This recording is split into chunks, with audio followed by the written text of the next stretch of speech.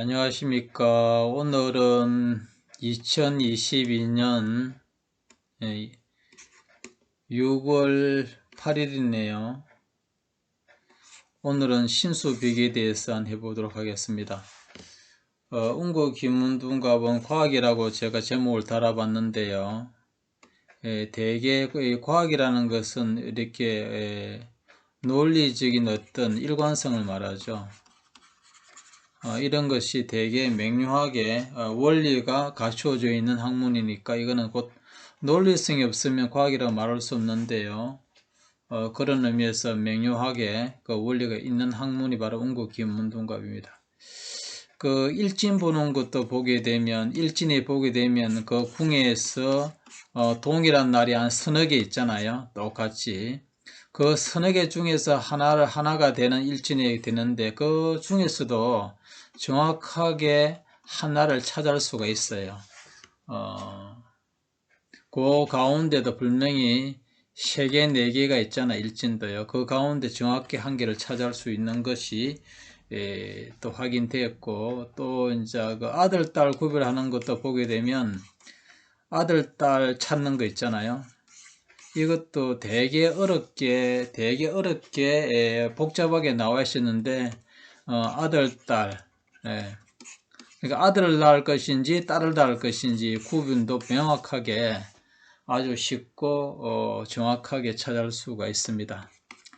이러한 것들은 이제 나중에 공개를 카페를 통해서나 안 그러면 동영상을 통해서 하게 될 것 같습니다.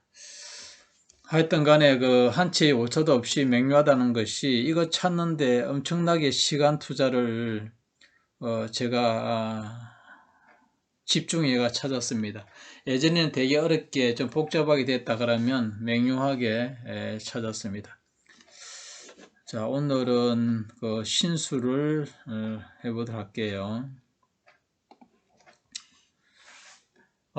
이 명국은 답은 말하기 전에 여성입니다. 답을 말하지 않고 한번 볼게요. 여기가 동처, 여기는 준동입니다. 준동은 체커 연근은 준동인데 기존 프로그램에는 기존 기문학에서는 이게 없습니다. 운국 기문학에만 있는 건데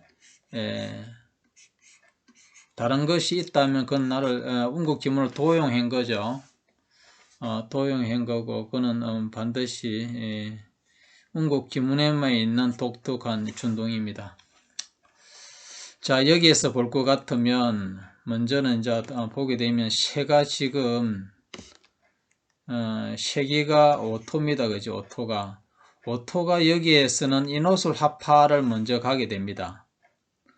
이노술 합파 삼합을 먼저 보거든요. 이노술 합파 7화가 됐어요. 그러면 7호는 그걸 먼저 하는 것이 아니라 먼저 생으로 가게 되면 7호구 3살이 돼 가지고 육수로 가겠죠. 육수로 갑니다. 그럼 7호구 인호술 합파돼 가지고 7화는 7호구 3살이 돼가 육수로 간다는 거죠. 육수는 옆에 팔목이 있습니다. 그죠? 팔목이 그 다음에 할 수 있는 것은 오토를 합을 내요. 오토는 곧 나죠. 팔목은 남자가 됩니다. 그래서 남자와 내가 합을 하니 금년에는 결혼을 하게 됩니다. 그래서 금년 신수는 결혼을 하는 해가 됩니다. 자, 그렇다면 몇 월달에 할 것인가? 보통 이렇게 내가 지금 현재 아까 전에 오토가 인호술 합파되니까 내가 7화가 돼요. 7화가 되는 것으로 도화살, 홍염살, 일간도 보게 되면 보다시피 도궁에 있죠. 그러면 이도 매우 길합니다. 결혼에. 오미합파돼 가지고 일간도 여기 다 와가 있죠. 그죠? 일간도 오미합파 7화로 다 와가 있습니다. 물론 일수도 자축 합토돼 가지고 이렇게 와가 있네요. 이렇게 와가지고 7호고 3살이 육수로 가는 거는 이렇게 정석 아닙니까? 그러면 팔목이 옆에 있으니까 팔목관을 합한 거예요. 육수가 삼목도 갑니다. 삼목도 가면 인호술 합파대가 똑같이 7화로 육수로 떨어져 가지고 육수가 팔목으로 이제 귀결됩니다. 다. 여기에 7하고 3, 4이 육수로 가는데 육수가 팔목도 가고 삼목도 가지 않느냐. 삼목은 이노술 합하죠. 그러면 그대로의 육수니까 팔목에 다 모인다고. 팔목관이 돼가지고 오토, 쇠를 합하니까 금년에 결혼을 한다는 거죠. 그럼 몇 월달에 할 것인가를 봐야겠죠. 당연히 8월에 팔목이 오토를 합을 하니까 팔목이 있는 천반의 달을 봐야 된다 그랬잖아요. 그러면 천반의 음력이 2월달에 괴로운 달이 되는 겁니다. 그런데 2월달이 팔목이 오토를 쇠를 합하잖아요. 남자가 나와 합하니까 음력 2월달이 되는데 이 2월달에 팔목이 약해요. 이 공망이거든. 점 찍어놓은 거는요. 이렇게 점 찍어놓은 거는 팔목은 공망입니다. 한눈에 봐라고 이제. 한눈에 얼른 쳐다봐라고 알아라고 이제 점을 해놨는데 팔목은 공만 맞으면 약하잖아요. 그럼 팔목을 생하는 오행의 달이 괴로운달이 되겠죠. 그럼 팔목을 생하는 것은 일수도 있고 육수도 있습니다. 그리고 완전하게 강하게 한 몸이 되는 것은 일수는 생이지만 팔목은 반합이거든. 합. 그러면 육수가 되겠죠. 여기에서 생하는 것은. 그러면 중국은 달이 없기 때문에 육수를 생하는 가장 왕성하게 드러나는 생하는 달은 유금도 금생수, 구금도 금생수 하잖아요. 또 하나 완전하게 생하는 것은 바로 759, 3살이 돼가지고 3살로서 육수를 생할 때가 제일 강해요. 그러면 음력 3, 4월달이 되잖아요. 그러면 음력 3, 4월달 중에서도 3월달인지 4월달인지를 찾아야 될 거 아닙니까? 그러면 여기에서 음력 3, 4월달은 02, 759, 34, 육수까지, 여기까지는 음력 3, 4월달이에요. 육수까지는. 그러면 육수에서 먼저의 산합이나 반합, 삼합이나 반합을 쓴 달이 되거든요. 그러면 이거는 음력 3월달이 되고 요거는 음력 4월달이 돼요. 그러면 여기에서 약한 것을 생해준다고 아까 전에 했기 때문에 여기 팔목이 오토를 합을 함으로써 결혼달인데 공망이 되기 때문에 음력 3월달 이렇게 가는 거죠. 759, 34, 육수는 음력 3월. 그래서 음력 3월달에 결혼식을 한다는 것을 알 수가 있습니다.